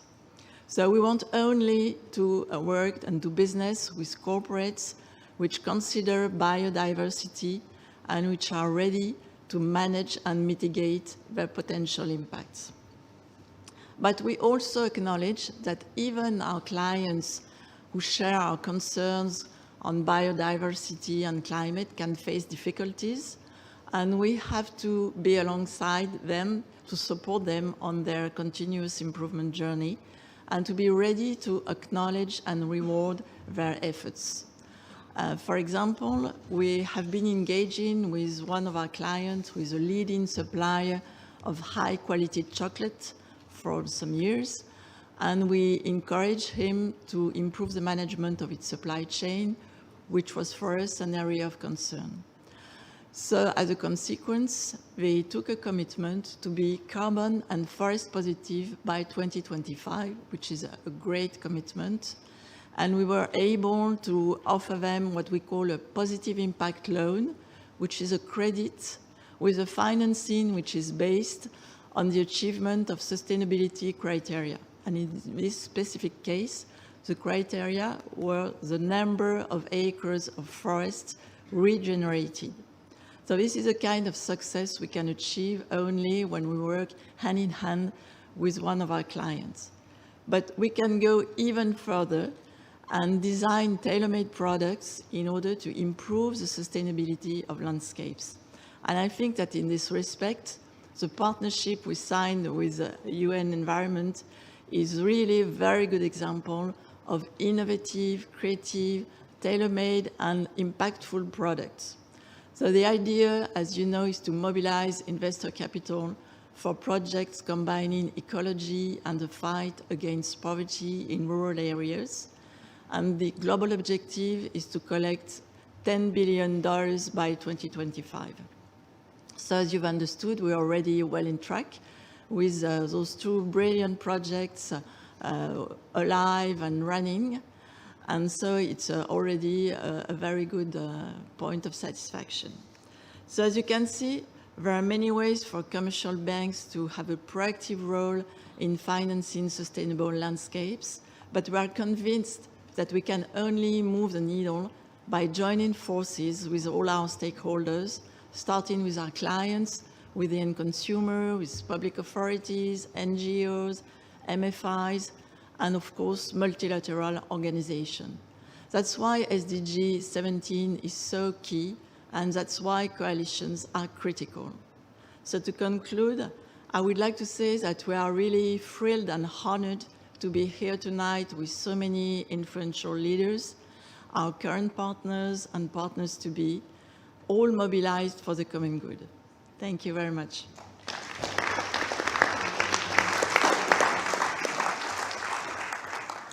Thank you, Laurence. We couldn't have undertaken this journey without BNP Paribas. So thank you for your partnership, and thank you for stepping out of the comfort zone that is perhaps the biggest challenge that banks face today. They started by investing the institutions were created in the early days, hundreds of years ago. It was investing with a purpose. That's how banks started. And somewhere we've lost our way. And I'm so glad BNP Paribas is leading the way back into investing with a purpose.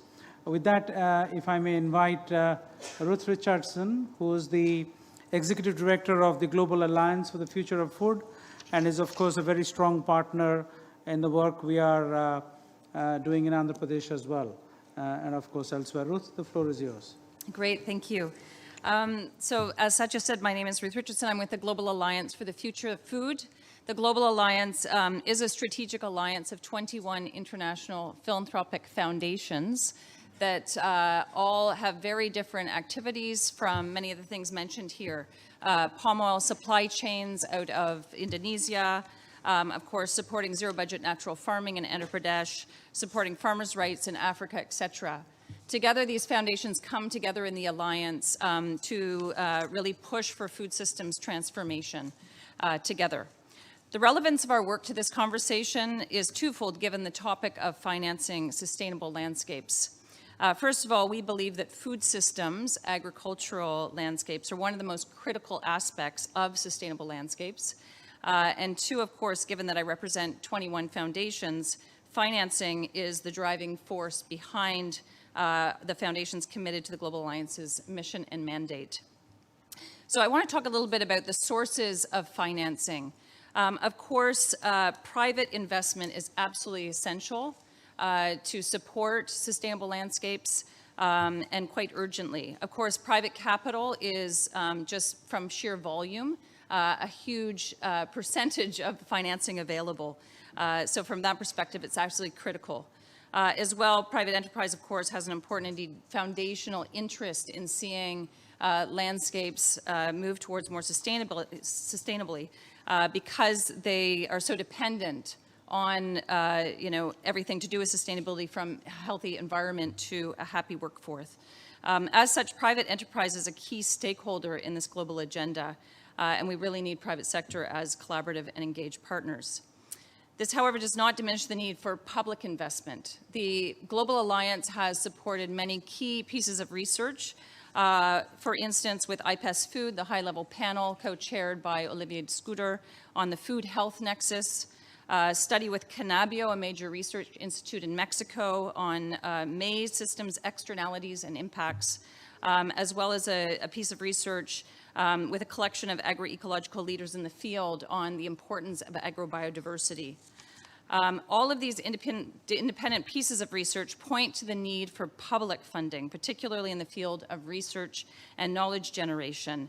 We really need funding that is distinctly for the public good, with the agenda constructed and promoted by public interest. So what is the role of philanthropy in this financing landscape?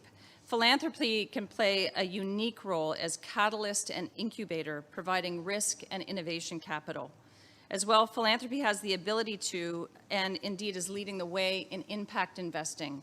So in other words, using all of philanthropy's capital, from investments to grant-making dollars, for the kind of social transformation required of us at this important threshold moment for the planet and for humanity.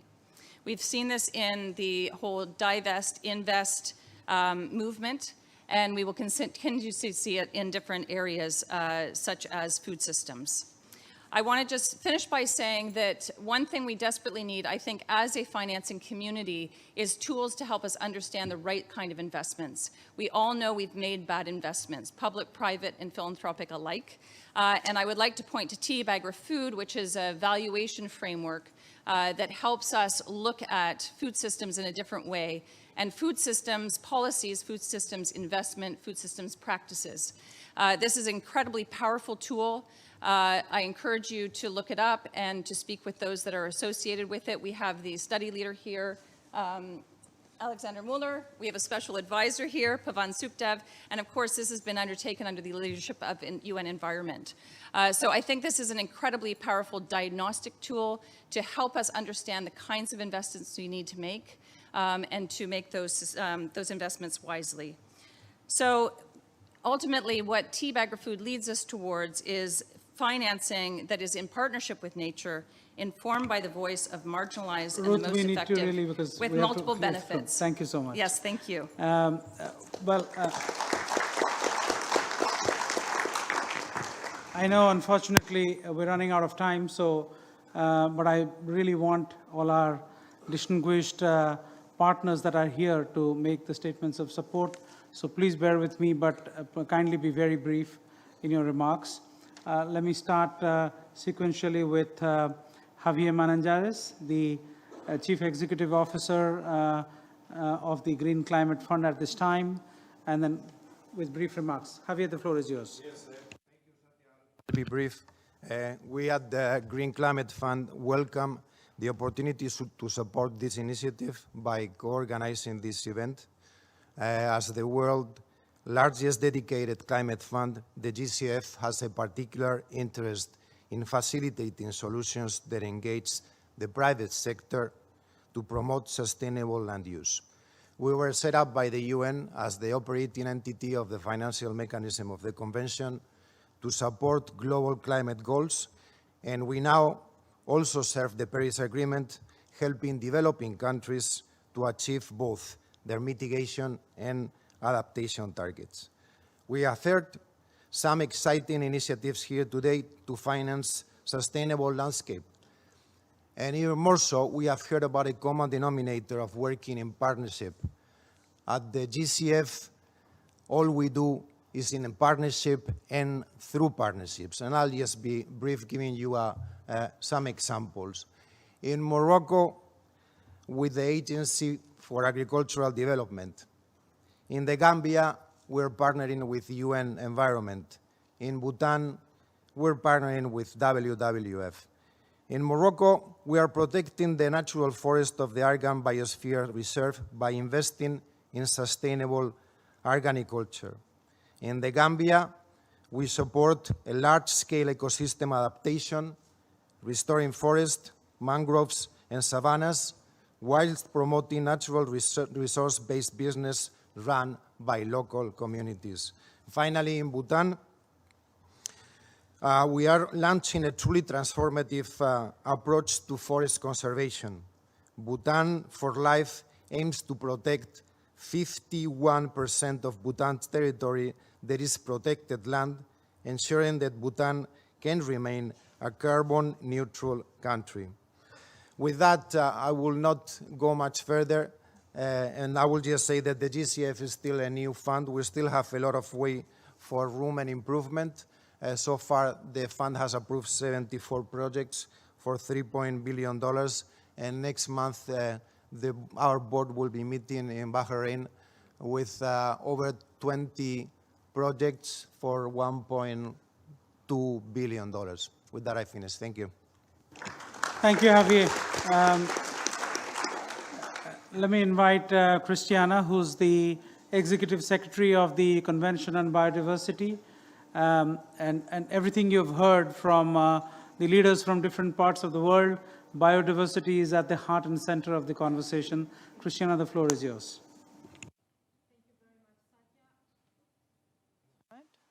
Thank you, and good evening, everybody. It's late, and probably you're all looking forward to end the day, a long day at the UN, so I'll be very, very brief. There isn't that much to add after everything that's been said. I think I just want to first and foremost congratulate the ministers and all of you who are in the first row of implementation. I think the point about, what we discuss here in the UN translate into action on the ground, it's very important. So for me, the successes from Rwanda to Andhra Pradesh, Thailand, and El Salvador, and so many others around the room are extraordinarily inspiring. I want to congratulate the minister from El Salvador for her leadership and initiative to kickstart this decade on ecosystem restoration. It's critical, and I think it couldn't be more timely because it's coming at a time where we will prepare the next global framework for biodiversity and restoration. Let me assure you, I think it's going to be central to that agenda. So the fact that we are already starting this process, it's perfect. Thirdly, on the financing, I'm just going to give you some figures that are coming from a Credit Suisse and McKinsey report in 2016. A report entitled Conservation Finance from Niche to Mainstream, the Building of an Institutional Asset Class. According to this research, approximately 300 to 400 billion is needed annually to preserve healthy terrestrial and marine ecosystems. They also calculated that currently just 52 billion US dollars per year is flowing towards this ecosystem project. So where is this difference going to come from? I think that's going to come from innovative, creative financing from BNP Paribas taking the leadership, from the Inter-American Development Bank, from impact investors, from philanthropists, and we will indeed have to be extraordinarily creative because, you know, GCF, it's servicing the Climate Convention, the GEF, it's servicing the Biodiversity Convention. With $1 billion for the next few years, it's nothing. So I think we will have to you know, rely on partnership, rely on collaboration, rely on open minds to try to work together towards a challenge that it's beyond each and every one of us can do individually. So with that, thank you very much, and I count on all your support and participation as we prepare this really new deal for nature to be launched in 2020. So stay with us. Thank you. Thank you. Thank you so much, Christiana, for highlighting that the importance of partnerships to drive this existential agenda. Literally, you know, it's all our existence depends on it, on biodiversity. We lose that, we lose everything. And that's why it's so, thank you so much for making that point so emphatically. That brings me to Elliot Harris, the Chief Economist of the UN, Assistant Secretary General in the Department of Economic and Social Affairs. Elliot, the floor is yours. What comes to mind is a complaint that we've heard a lot, which is that there's a shortage of bankable projects in the pipeline, and these projects are not at scale. And secondly, that, well, the types of investment that need to happen are not commercially viable. I think the example of BNP Paribas shows very clearly that it is possible to take what might seem to be relatively mundane projects at small scale and to make a compelling business case for them. But even more important is that we have found a way, I think, through the TLFF and other innovations, to translate from the large-scale international finance to the small-scale retail investment. It is going to be impossible to invest the $7 trillion that we estimate we need $100,000 at a time. Can't be done. But with a translation mechanism such as this facility, I think we have an opportunity here to make a partnership, if you will, between big capital and small-scale investment in things that are critical for the biodiversity agenda, for sustainable agriculture, for sustainable development on the ground. And I think this is an opportunity, a very compelling opportunity that can be replicated and must be replicated if we're going to succeed in the sustainable development agenda. Thank you very much.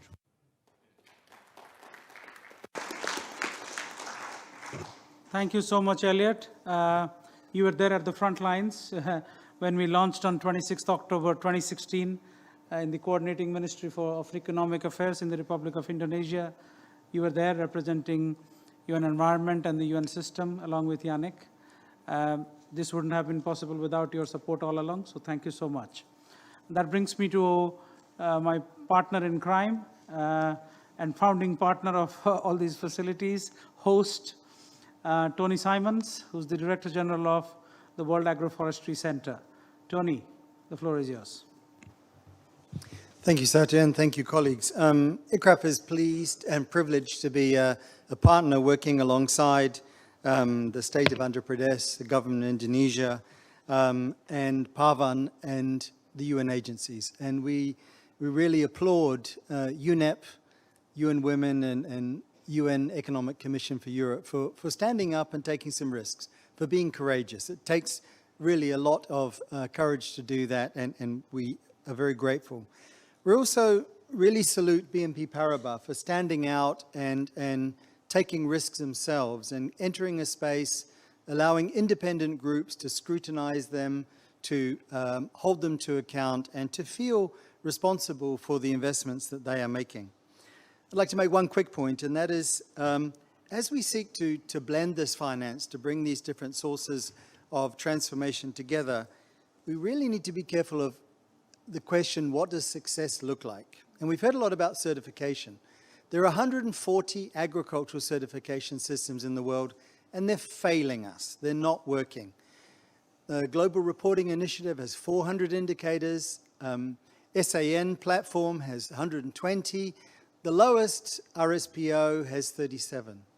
We need 5, 8, 10.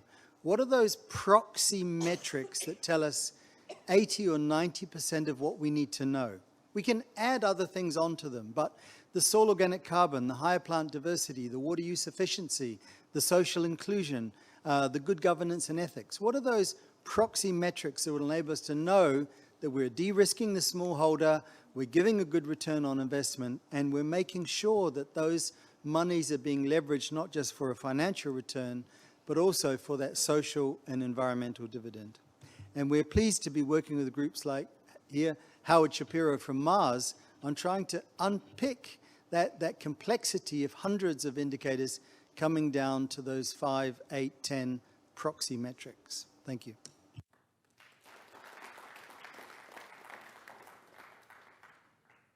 Thank you so much, Tony. That brings me to Joost, who's the Chief Executive Officer of the Sustainable Trade Initiative. Very important partner. ZBNF in Andhra Pradesh has signed an MOU with the IDH to help source 50,000 tons of cotton to start with. And then, of course, it could go, the numbers could grow as much as we can produce and supply, because it's a global platform with absolutely everybody you can think of is significant to the market. IDH works with them. So thank you, Joost, for the partnership. The floor is yours. It's an honor to be here and to listen to all those courageous efforts, which I salute very much. I'm from the Netherlands. It's, after the United States, the second biggest exporter of agricultural goods in the world. Out of 4 million hectares, we have more cows and chickens and pigs in the country than people. But our insect population decreased by 70% over the last 3 decades.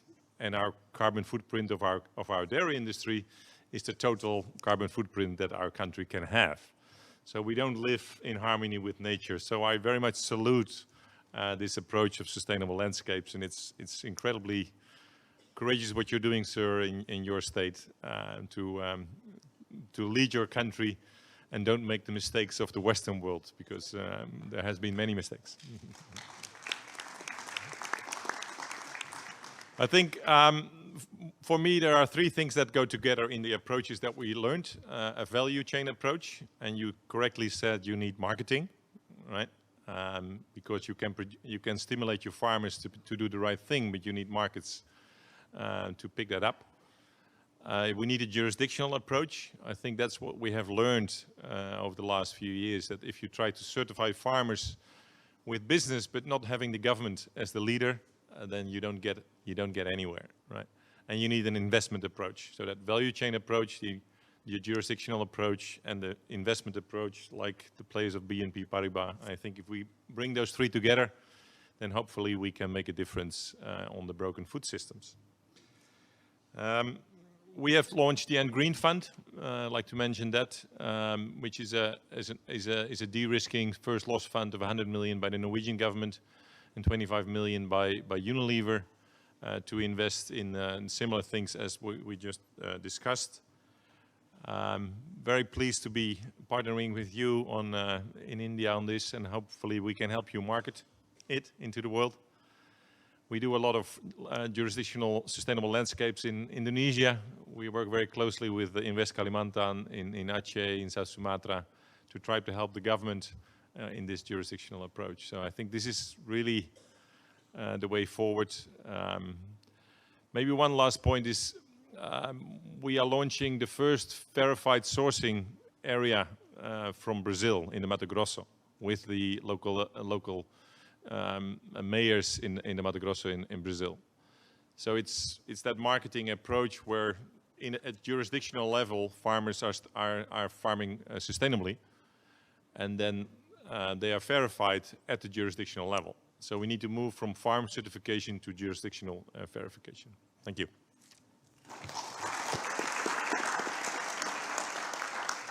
Thank you. Thank you so much, Joost.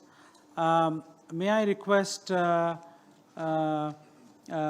have a natural farming anthem called One with the Earth. It is composed by Ricky Cage, Grammy Award winning musician,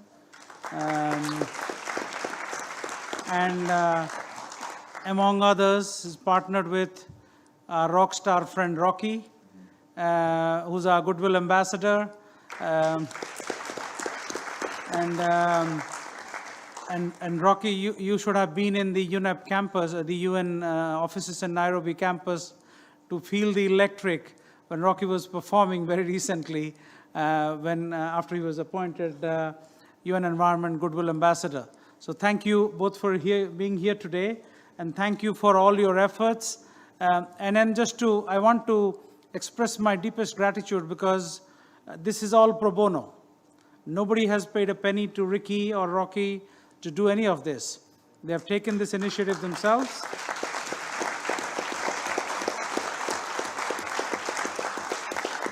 And so we will end with the natural farming anthem, which comes out of Andhra Pradesh, One with the Earth. Could play it, please.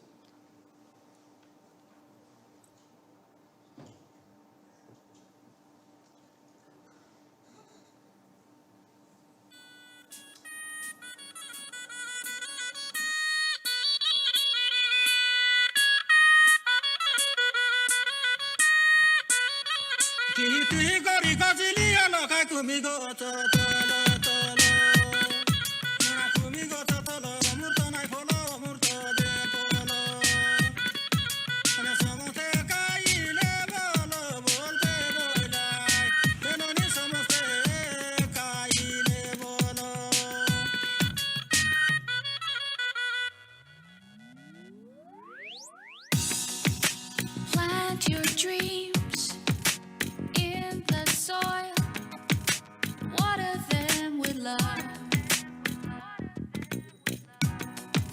Living in harmony is only natural. What an amazing gift this is, to be conscious and choose to do what's right.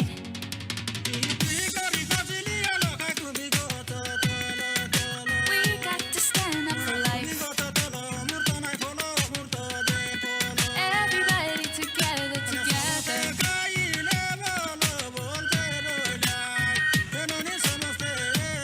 Time to make it right. Time to make it right.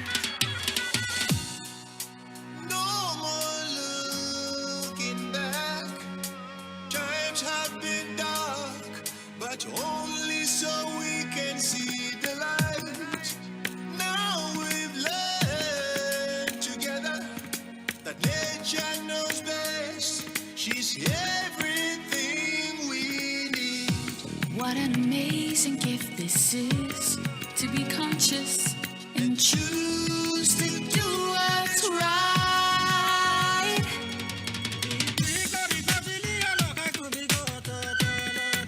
We got to stand up for life. Everybody together, together, together.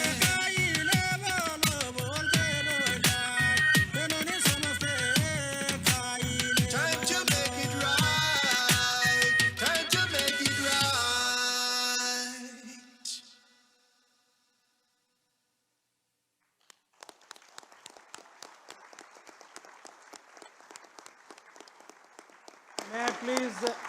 May I please request Ricky and Rocky to come to the front? Ricky, can you please come to the front, and Rocky as well? Thank you. Ricky and Rocky.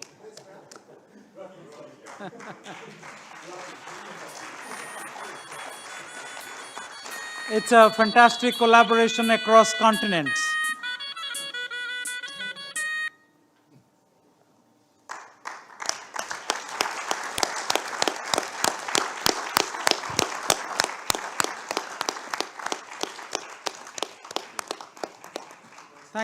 Thank you both so very much. That brings us to the end of the proceedings. Thank you so much. Thank you.